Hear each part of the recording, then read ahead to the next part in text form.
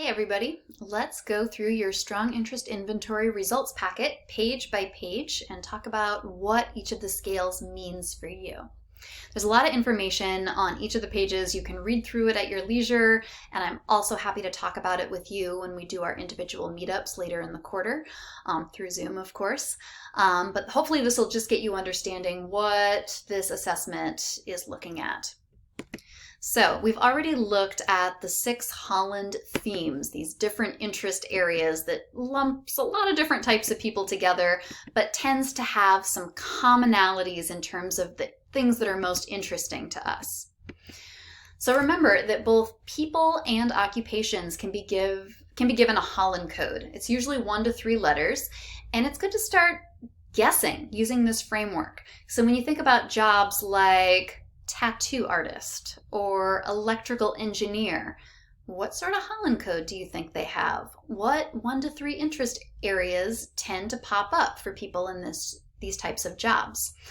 You can look up Holland themes in pretty much all of the websites that we looked at last week. If we have time at the end of this assessment, I'll see if I can walk you through 1 or 2. Big question. Does the strong interest inventory tell you what job to select? No, absolutely not. It is just measuring how much level of interest do you have with the average successful happy worker in 130 different jobs. So anytime you look at a job title on the strong interest inventory, there are actually dozens, if not hundreds, of similar jobs you could be doing. They're just not represented on the strong. Does that make sense? And another thing that's important to know is that your personal Holland code does not need to be a direct match to the occupation's Holland code. So for example, my Holland code is AES. That doesn't mean that all counselors and teachers also have the Holland code AES. A lot of my colleagues have S somewhere in their theme codes. Sometimes people will have an I in there if they're really into research. But in general, having at least 1 letter in common is a really good sign. It says that you have enough interest level to probably be pretty happy and successful at that job. And it's not just about jobs that earn you money. I like to think of the strong interest inventory Holland theme as kind of your personal recipe for happiness. What sort of things do you need in your life in order to feel content? So again, using myself as an example, I have artistic, enterprising, and social as my Holland code. Every single time I take the strong, that's the code I get. Sometimes the order of the letters changes a little bit. If you think about the work that I do as a counselor and as a teacher, I'm probably getting the S met the most within my life. I do a lot of social type work. I also probably do a decent amount of enterprising work and kind of being persuasive as a teacher. I don't use a lot of artistic stuff for my job, but that has to be part of my hobbies. Otherwise, I start to feel like something's missing in my life. So when you look at your Holland code, think about where are your needs getting met day to day. So this is the Holland hexagon that kind of explains these 6 different general interest areas. And now we're going to go through page by page of your assessment report. And this goes from really, really broad information with the general occupational themes all the way down to much more specific information for you on the personal style scales. So in section 1, you will receive your Holland theme code, and that was just based on how you answered questions the day you took the assessment. The letter theme code that you get, you're just being compared to people of your same gender. So if you identify as female, you're only being compared to other folks who also identify as female, and vice versa for males. Your scores, however, stands for standard score over here, you're being compared to people of all genders. So it'll just kind of break down how much interest you have according to this assessment in each of these 6 categories. In section 2, this is the basic interest scales. This is what it looks like here. You're being compared to people of the same gender, and you're going to notice that there's scores off to the right of each of the interest areas. And these scores range from about 30 to over 70. According to the Strong, any score above 40 indicates that you could probably do pretty well at that job and enjoy it quite a bit. A few things to know about the Strong Interest Inventory. Your past matters. So things that jobs that you're already familiar with are probably going to come up on your Strong, and that'll include the occupations of your friends and family. So every quarter I'll have a student say, Shayna, why did I show up as, scoring really high in construction or in engineering?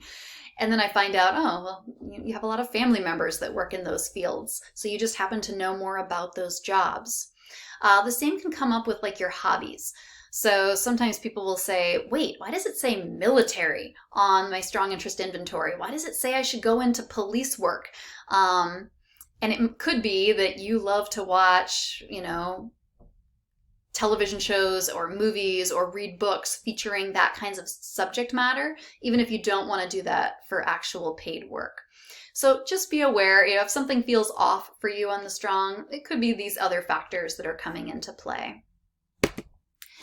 In section 3, as we start to narrow things down a little bit more, we have the occupational scales. And this opens with a Strong top 10 list where it lists the 10 job titles that you have the most in common with according to the 130 jobs that the Strong looks at. The top 10 list is where a lot of students really freak out because they look at this list and say, what if I don't like any of these jobs? Again, be thinking of what are some of the common type activities people in these jobs do, and why do you think you have so much in common with the average successful people that work in these fields? So how the Strong Interest Inventory was originally created, John Holland wanted to know if there was kind of some averages, some similarities between people in different fields. And so he recruited original groups of 500 males and 500 females in each of these 130 occupations. It was a massive project. So there were 500 male lawyers and 500 female lawyers, 500 male postal workers, 500 female postal workers, etc.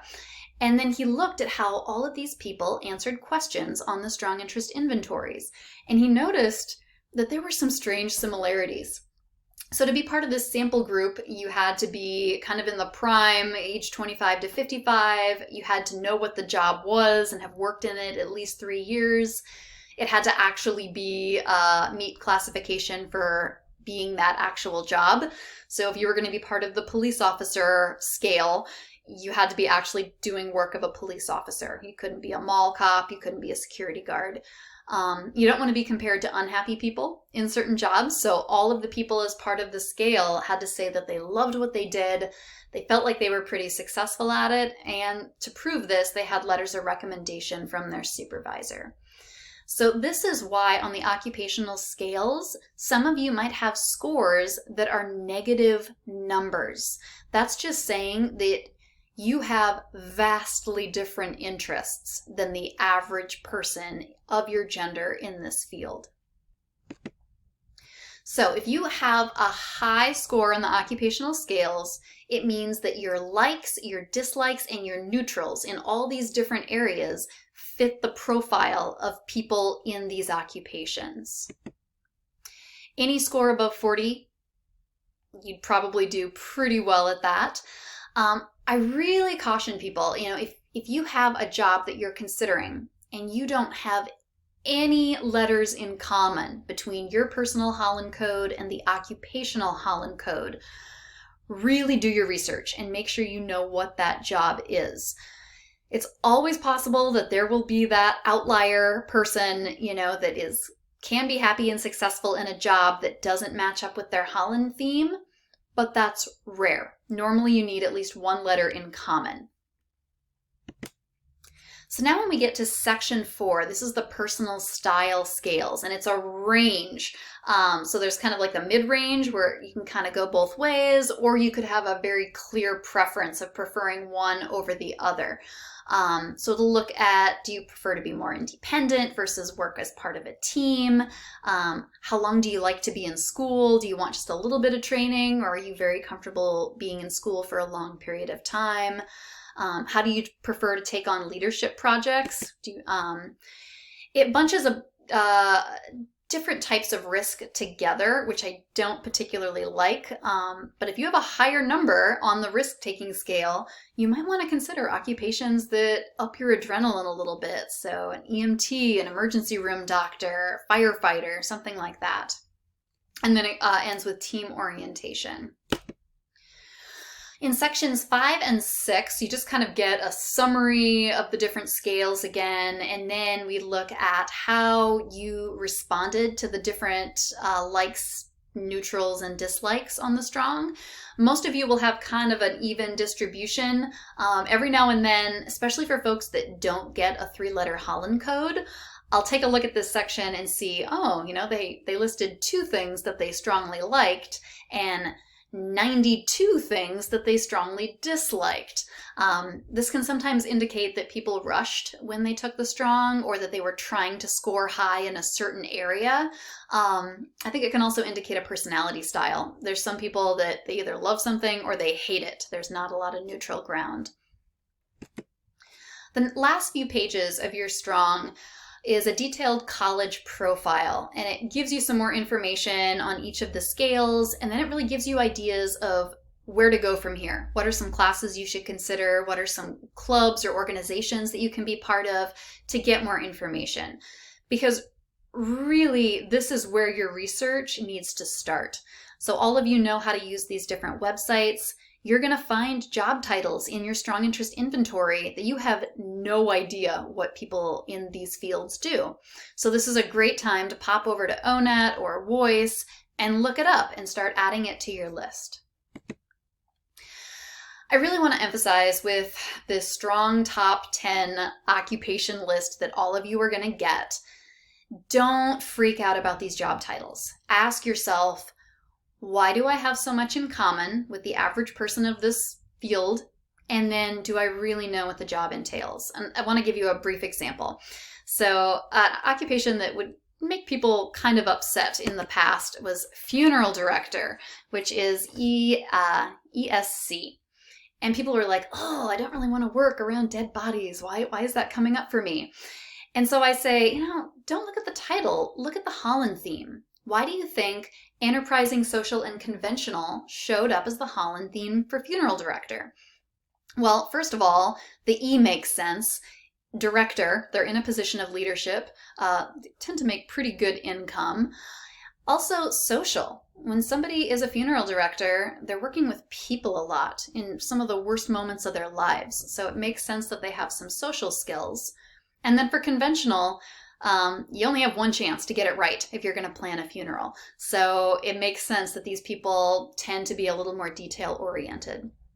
So when you break down the actual elements of the job, it's a little easier to say, maybe that job is a little more palatable, or I could use that theme code to find other jobs. If you can plan a funeral, you could also plan a wedding or a party. So there's actually tons of different jobs that have E, S, and C as their Holland code. So I'd encourage you to kind of ask yourself, what sort of experiences might have impacted your Holland code and the scores that you got? Friends, family, hobbies. What sort of interests are being met in your life using your Holland theme? And where could you supplement? Where are you maybe not getting some of your needs met? And how can you look at your hobbies and internships and classes as a way to explore those a little bit more? So, final thing we're going to look at is how you can look up Holland codes. So if you go into ONET, you can do an occupational search and look at the interest tab. You can also do an advanced search. See if I have time to do this really quick. I'll add this to the end anyway. So go out, explore a little bit, and then I'm happy to touch base with each of you when we have our individual meetings at the end of the quarter and talk about your results. Thanks, everybody.